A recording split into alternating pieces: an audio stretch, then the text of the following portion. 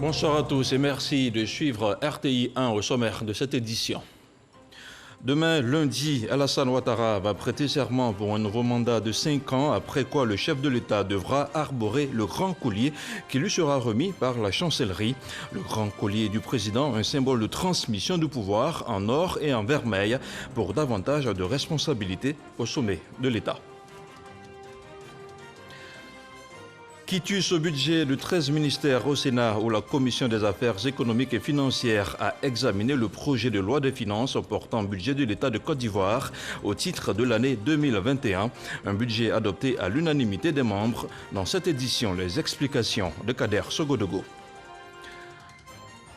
Et puis dans l'actualité hors de chez nous, le gouvernement nigérien a affirmé dans l'après-midi ce dimanche que l'armée a encerclé la zone que l'on pense être la base des hommes armés qui ont attaqué l'école secondaire scientifique de Kankara dans l'état de Katsina. Pour l'heure, certaines estimations font état de plus de 400 élèves sur 800 qui manquent à l'appel. Merci de suivre RTI 1. Je vous donne à présent cette information. Nicolas Sarkozy, ancien président de la République de France, est arrivé cette nuit à Abidjan pour la cérémonie d'investiture du président Alassane Ouattara. L'ancien président français a été accueilli à sa descente d'avion par le Premier ministre Ahmed Bakayoko. Après Nicolas Sarkozy, le ministre français de l'Europe et des Affaires étrangères Jean-Yves Le Drian est arrivé à Abidjan pour représenter le président français Emmanuel Macron à l'investiture du président ivoirien Alassane Ouattara. Arrivé également à Abidjan, des présidents Nana Akufo-Addo du Ghana, Denis Sassou Nguesso du Congo, Roch Marc Christian Kaboré du Burkina Faso, Mohamed Ould Ghazouani de la Mauritanie, mais également des anciens chefs de gouvernement de pays et amis, frères de la Côte d'Ivoire et d'anciens chefs d'État, des invités de marque qui prendront part lundi à la cérémonie de prestation de serment du président Alassane Ouattara au palais présidentiel à la salle des pas perdus. Le jour de son investiture, c'est-à-dire demain lundi, le président Alassane Ouattara recevra le grand collier, un attribut faisant de lui le grand maître de l'ordre national. En un mot, le chef de l'État sera récompensé pour sa probité morale et professionnelle, une distinction décernée par la grande chancellerie qui représentera à l'occasion le peuple ivoirien. Mais qu'est-ce que c'est que le grand collier du président? Que représente-t-il dans la vie d'une nation? Quelques éléments de réponse dans ce sujet de la rédaction de RTI. S'être soumis au jeu électoral afin d'obtenir le suffrage de ses concitoyens, le chef de l'État devient par conséquent le grand maître de l'ordre national, celui à qui revient le droit de porter le grand collier. De la même manière que le président baisse la tête lorsqu'il demande le suffrage de chaque électeur, de la même manière que c'est nous qui décidons qui va être président, chacun dans son coin, de cette même manière, le jour de l'investiture, le président, en toute humilité, va se retrouver devant le président de la Cour constitutionnelle et il va se trouver également devant Madame la Grande Chancelière qui vont avoir à poser des actes qui vont lui donner la suprématie, disons, les pleins pouvoirs pour exercer son action. Mais quelles sont les caractéristiques du grand collier du président? Ce collier repose sur toute une symbolique. Tout au bas du collier, nous avons une plaque qui représente les armoiries de la République. Au-dessus de cette plaque, nous avons 2 médaillons qui représentent les sceaux de la République. Nous avons ensuite une chaîne de 8 médaillons, donc ça fait au total 16. Ces 16 médaillons sont imprimés par les travaux, la multitude des travaux qui représentent la vie nationale. Maintenant, au verso du médaillon vont être inscrits les noms des différents présidents qui ont gouverné la Côte d'Ivoire indépendante. En commençant par la gauche, c'est-à-dire dans le sens des aiguilles d'une montre, nous avons donc une remontée. Sur le premier médaillon, vous avez le nom du président Félix Houphouët-Boigny et la date de son règne, suivi d'Henri Konan Bédié, et ainsi de suite. Tant et si bien que sur les 16 médaillons, vous avez une porte ouverte sur la chaîne des présidents qui ont à charge de présider aux destinées de la nation. Vous l'aurez compris, le grand collier du président se veut le symbole de la continuité de l'État. Il n'existe d'ailleurs qu'en un seul exemplaire et demeure une attribution de la grande chancellerie. C'est la grande chancellerie qui en est la gardienne. À la fin d'un règne, on va nous le donner pour qu'on aille faire incruster la durée du règne. Et parce que c'est vraiment la question de la continuité qui prime dans cela. En conclusion, le grand collier est fait d'or et de vermeil et peut peser jusqu'à 900 grammes. Il n'est pas seulement un objet de décoration, mieux, il récapitule les noms de tous les présidents qui ont servi la Côte d'Ivoire en ayant donné le meilleur d'eux-mêmes et quelle que soit leur obédience. C'est donc demain, lundi 14 décembre, qu'Alassane Ouattara va prêter serment. Le vainqueur de la présidentielle du 31 octobre dernier va renouveler le contrat de confiance avec les Ivoiriens dans les rues d'Abidjan. Notre reporter Alexis Ouedraogo a recueilli quelques réactions de population qui expriment leurs attentes pour ce nouveau mandat. Regardez. Il est le vainqueur de la présidentielle d'octobre 2020. Alassane Ouattara rempile pour un nouveau mandat à la tête du pays, le tout premier de la Troisième République. Ce lundi, il prête serment devant quelques 300 invités, dont une dizaine de chefs d'État africains et de nombreux représentants internationaux. À l'heure du renouvellement de son engagement avec le peuple, les Ivoiriens, eux, affichent leur espérance en des lendemains meilleurs. Le président va prêter serment. Bon, j'attends que ce président rassemble tous les Ivoiriens et qu'il fasse beaucoup pour les jeunes. Bon, tout ce que je peux dire à le président, il n'a qu'à nous aider, on va travailler. C'est tout ce que moi je demande, qu'il fasse en sorte pour créer des emplois pour les Ivoiriens.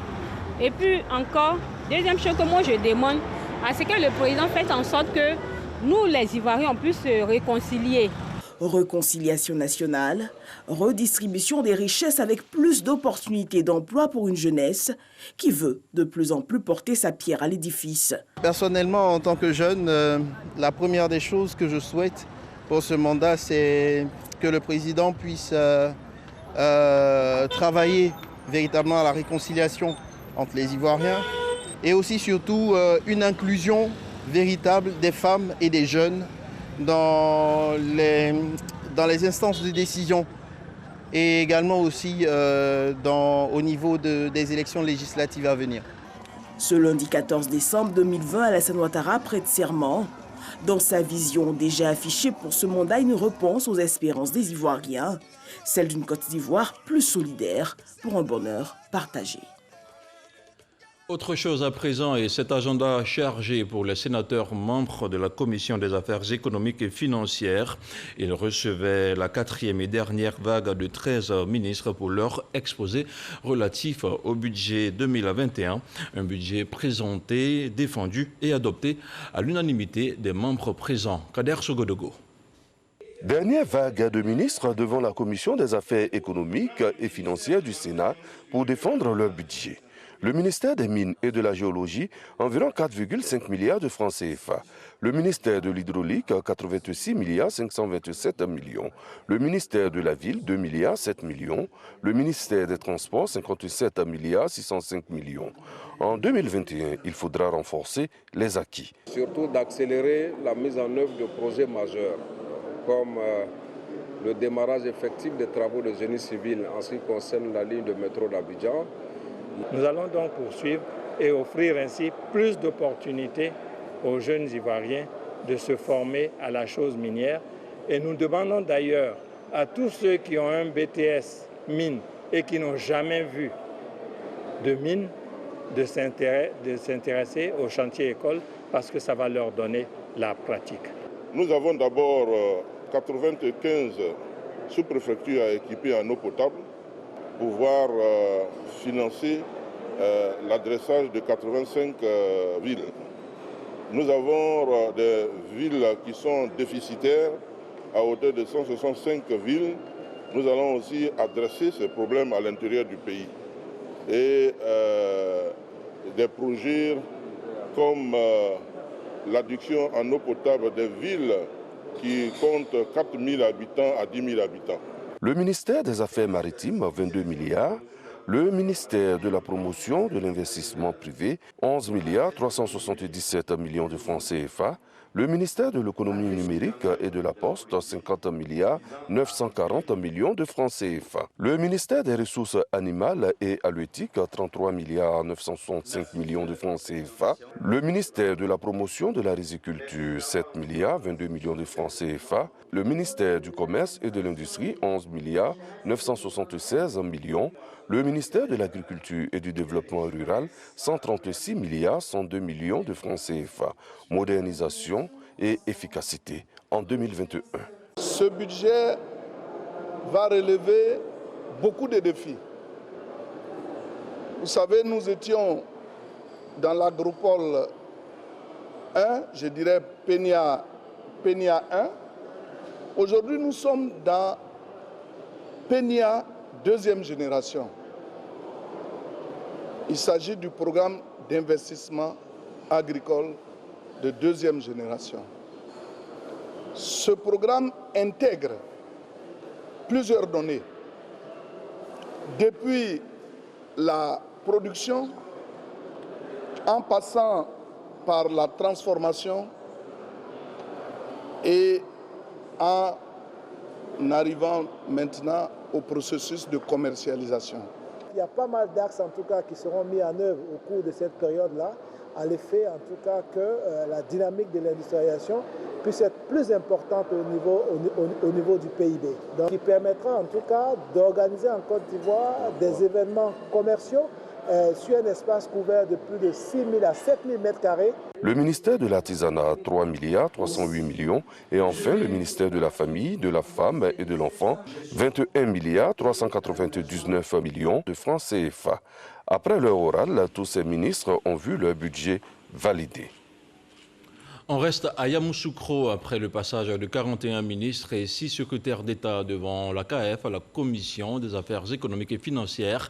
Place à l'examen du projet de loi de finances portant budget de l'État de Côte d'Ivoire au titre de l'année 2021.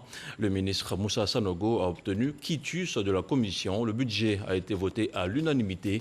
Les explications de Kader Sogodogo.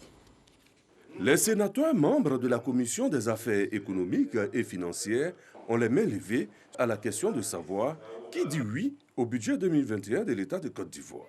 Il ne reste plus qu'au président de séance de dire. Le projet de loi de finances portant budget de l'État pour l'année 2021 est adopté à l'unanimité des suffrages exprimés. 5 jours d'activité, 15 heures de session par jour, durant lesquelles 41 ministres et 6 secrétaires d'État se sont succédés. Au bout de tant d'efforts, le ministre du Budget et du Portefeuille de l'État, Moussa Sanogo, et ses plus proches collaborateurs peuvent se féliciter et même s'applaudir. La suite, on la connaît. Je pense que ces échanges donnent à avoir une grande espérance dans l'avenir de notre pays. Nous sommes un pays qui regorge d'hommes et des femmes de qualité. Et nous avons un pays à construire. Nous avons tant de choses à réaliser pour le bonheur de nos populations. Et j'espère que nous saurons dépasser certaines contradictions afin de faire avancer notre pays. Le budget 2021 de l'État de Côte d'Ivoire, faut-il le rappeler, s'élève à 8 398,9 milliards de francs CFA. Dernier acte, la plénière au Sénat. On fait le point de la situation de la Covid-19 au 13 décembre 2020 dans quelques instants.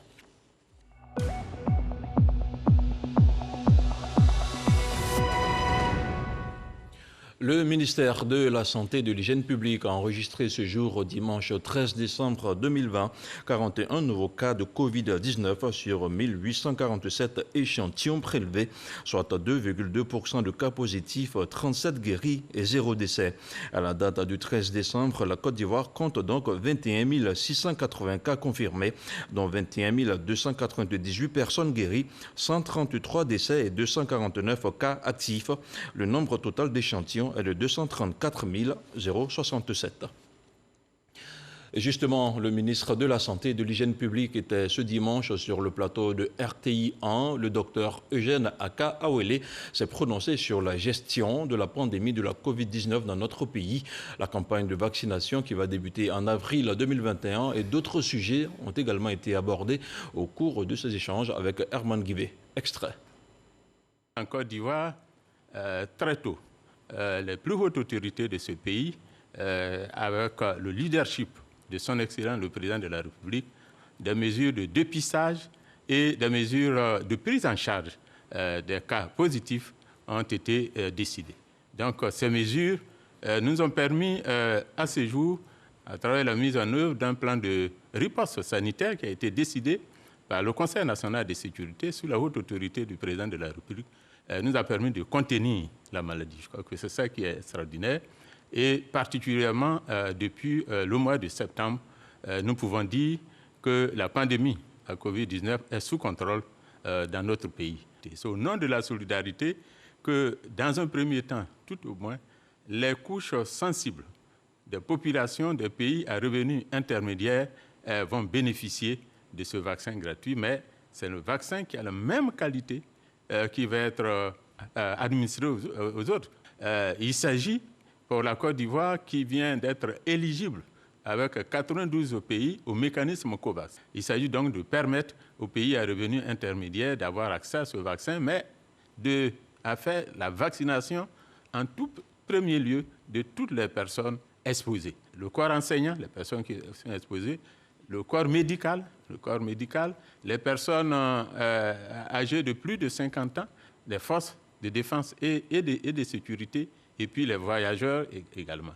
À toutes fins utiles, vous avez reçu une distinction. Je crois que c'est le prix spécial pour la résilience du système de santé, particulièrement pour les efforts engagés dans la lutte contre la Covid-19. Comment on se sent? Comment vous sentez-vous après avoir reçu une telle distinction? À l'aise, tout en disant qu'en réalité, ce prix doit être, je le dis avec beaucoup d'humilité, ce prix doit être dédié à son Excellence le Président de la République. C'est bien lui qui a conduit cette lutte contre la pandémie en présidant régulièrement le Conseil national de sécurité. Si je puis ajouter, ce prix peut également être dédié à fait le Premier ministre Amadou Gon Coulibaly, qui supervisait toutes les activités du comité de veille sanitaire, qui est le point focal en matière de discussion technique et scientifique pour la lutte contre la Covid-19. Aujourd'hui, bien sûr, dans la continuité, le Premier ministre Ahmed Bakayoko continue également ce combat. Tout autre chose à présent, la Chambre de commerce américaine s'active à capter les opportunités du marché ivoirien. Jeudi dernier à Abidjan, la Chambre consulaire a présenté ses projets aux autorités et aux opérateurs privés. Le ministre du Commerce et de l'Industrie, Souleymane Diarra-Souba, en a profité pour plaider en faveur d'un accroissement des flux et des échanges commerciaux à partir de 2021. Plus de détails avec Lanciné Bakayoko. Alimentée essentiellement par une quarantaine d'entreprises basées en Côte d'Ivoire, la part des échanges commerciaux avec les États-Unis d'Amérique avoisine globalement les 750 milliards de francs CFA. Pour l'année 2019, nos exportations vers les États-Unis se sont chiffrées à environ 450 milliards de francs CFA, faisant en fait de ce pays le deuxième pays client de la Côte d'Ivoire. Nous avons importé des États-Unis environ 303 milliards de francs CFA au titre de l'année 2019, ce qui fait des États-Unis le quatrième pays fournisseur de la Côte d'Ivoire.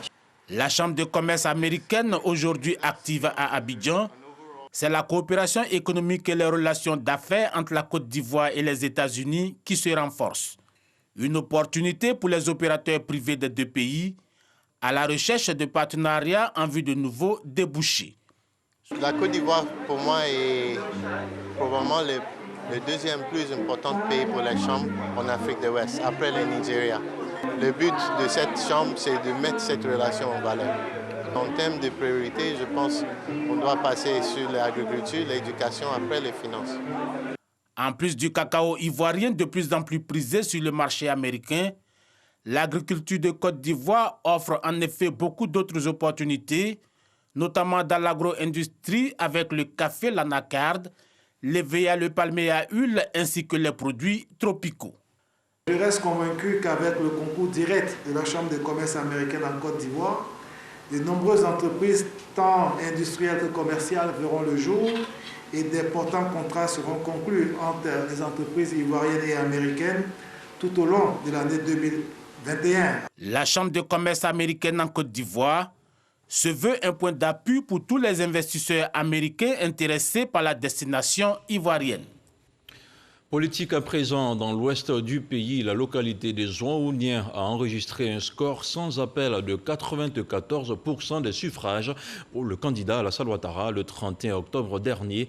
Des militants et sympathisants remerciés par la direction départementale du RHDP. Le compte-rendu d'Ève Boué. Les militants et sympathisants du Rassemblement des oufouettistes pour la démocratie et la paix, RHDP du département des Zouaouniens, sont en fait après l'élection d'Alassane Ouattara à la magistrature suprême le 31 octobre dernier. Le RHDP exprime donc sa gratitude aux militants qui ont accordé plus de 94% des suffrages au président élu. C'est le président Alassane Ouattara qui nous a demandé de venir vous dire merci. Merci pour ce que vous avez fait. Merci d'avoir bravé tout ce qui devait faire peur. Toutes les intimidations, vous êtes sortis. Vous avez dit, on va voter. Vous avez permis à Alassane de faire un coup KO. Merci aux populations, merci aux électeurs. Vous avez le merci d'Alassane Ouattara. Les populations ont en outre été exhortés à maintenir la paix et la cohésion sociale, gage d'un développement harmonieux. En effet, les défis de développement sont énormes dans cette partie de la région du Tonkpi. Beaucoup reste à faire dans le domaine des infrastructures routières, la santé, l'éducation, l'autonomisation des femmes et des jeunes. Ce dimanche, jour du Seigneur, chez les fidèles chrétiens, les femmes de la paroisse Saint-Joseph de Dimbokro ont célébré la rentrée pastorale. La cérémonie s'est déroulée en présence de plusieurs membres du gouvernement, mais également des élus locaux. Fils de Dimbokro, le ministre Colin Plodano a apporté la contribution du chef de l'État à hauteur de 50 millions de francs CFA. Le compte-rendu de Michel Mambo. Dimanche 13 décembre 2020. Troisième dimanche de l'Avent. Jour de joie à la paroisse Saint-Joseph de Dimbokro, les femmes célèbrent leur rentrée pastorale.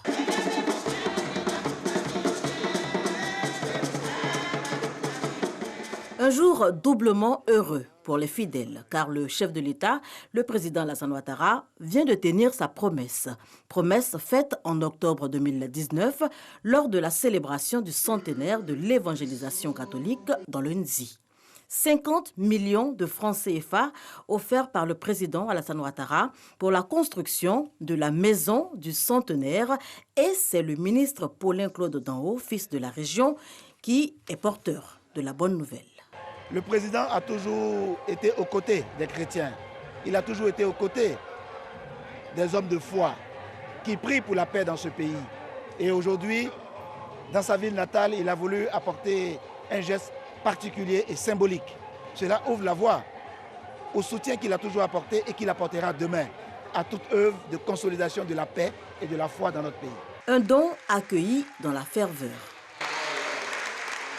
Aujourd'hui, nous sommes comblés parce que nous venons de recevoir le don concrétisant la promesse du président Alassane Ouattara, qui est lui-même fils de Dimbokro. Cohésion sociale, unité, paix, les maîtres mots de cette célébration eucharistique à laquelle prenaient part les ministres Li Ramata Bakayoko et Nguessan Kofi Lataye. Également, aux côtés des fidèles, plusieurs autorités administratives et coutumières. Victime d'un accident vasculaire cérébral, l'artiste a définitivement rangé le micro. Jean-Baptiste Zibodi est mort samedi à Abidjan au CHU d'Angré dans la commune de Cocody. Il avait 71 ans. Il avait été révélé au grand public grâce à son tube Marie-Josée. Plus de détails avec Issa Chonayo.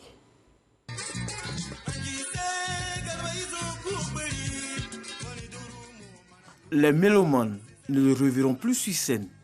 Jean-Baptiste Zibodi, de son vrai nom, Niaouré Baye Jean-Baptiste, a déposé définitivement le micro ce samedi 12 décembre 2020.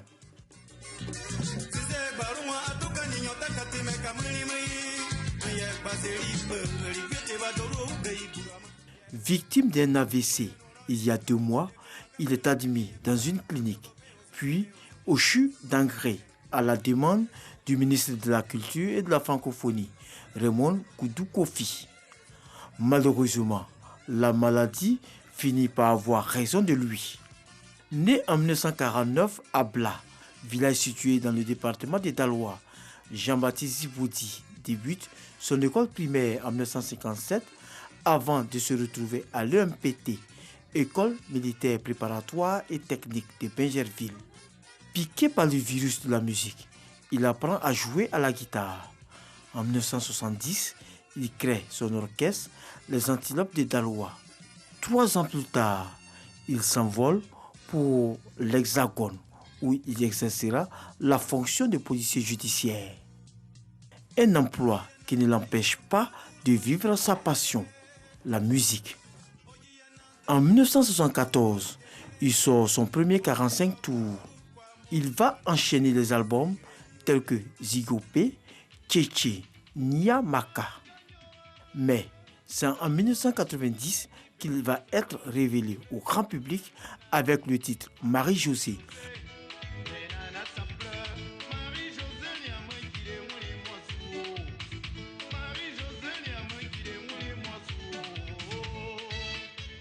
Arrangé par Baba Yang, un album avec lequel il fera le tour de la Côte d'Ivoire. En 2014, Jean-Baptiste Ziboudi rentre définitivement en Côte d'Ivoire après avoir pris sa retraite sur le plan professionnel en France pour se consacrer à sa carrière musicale. Marié et père de 2 enfants, il laisse à la postérité 6 albums en plus de 30 ans de carrière musicale.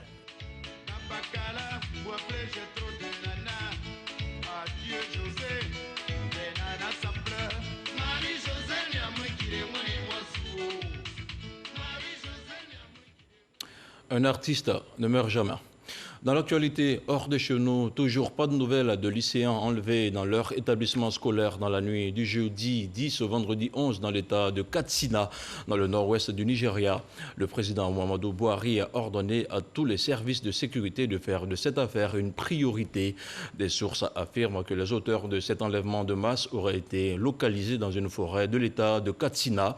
Prise d'anxiété à Kankara, de nombreuses familles désespérées attendent toujours des informations sur le sort de leurs enfants. Le tour du monde de l'actualité en 7 jours, c'est une sélection d'Alexis Ouedraogo.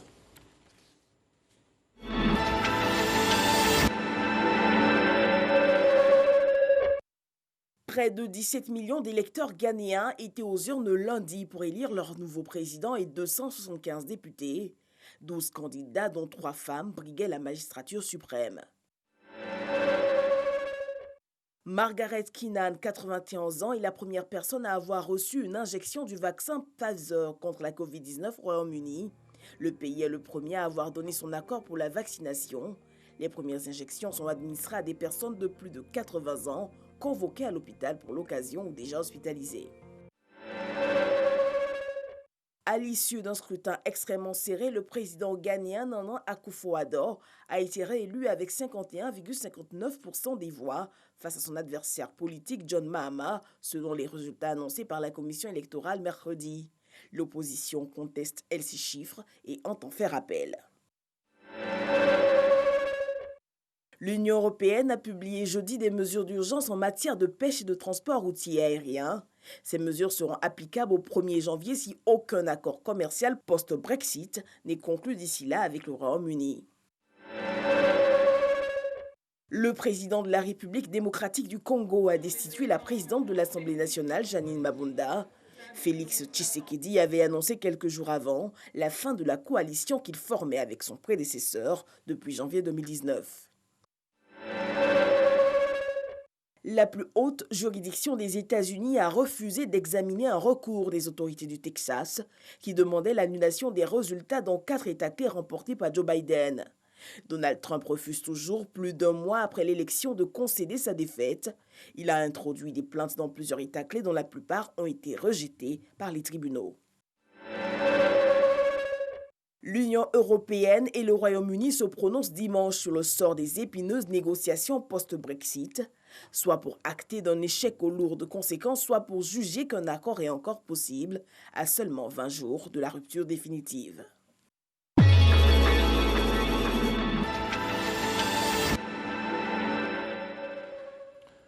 Je vous rappelle la principale information de ce journal, c'est demain lundi 14 décembre que va se tenir la cérémonie d'investiture du président de la République, Alassane Ouattara. C'est dans ce cadre que des chefs d'État et de gouvernement ont foulé le sol ivoirien. Ainsi sont présents à Abidjan le Premier ministre de la Guinée-Conakry, Ibrahima Kassori Fofana, l'ancien président du Nigeria, Goodluck Jonathan, le président de la République du Congo-Brazzaville, Denis Sassou Nguesso, le président de la Mauritanie, Mohamed Ould El Ghazouani, le premier ministre du Gabon, Rose Christiane Raponda, le président de la Guinée-Bissau, Umaro Sissoko Embalo, accueillis à leur descente d'avion par le premier ministre Ahmed Bakayoko, sont également arrivés le président du Faso, Roch Marc Christian Kaboré, accueilli par son homologue ivoirien, le président Alassane Ouattara, et le président de la République du Ghana, Nana Akufo-Addo. Toujours au chapitre des arrivées à Abidjan, Nicolas Sarkozy, ancien président de la République de France, est à Abidjan depuis quelques minutes pour la cérémonie d'investiture du président Alassane Ouattara. L'ancien président français a été accueilli à sa descente d'avion par le Premier ministre Ahmed Bakayoko. Après Nicolas Sarkozy, le ministre français de l'Europe et des Affaires étrangères Jean-Yves Le Drian est arrivé à Abidjan pour représenter le président français. Emmanuel Macron à l'investiture du président Alassane Ouattara. Ainsi se referme cette édition d'information sur la chaîne qui rassemble. Demain lundi, retrouvez Régis Kofi à 6h30 et 7h avec l'équipe de Matin Bonheur de retour. Agréable soirée sur RTI 1. Bonsoir.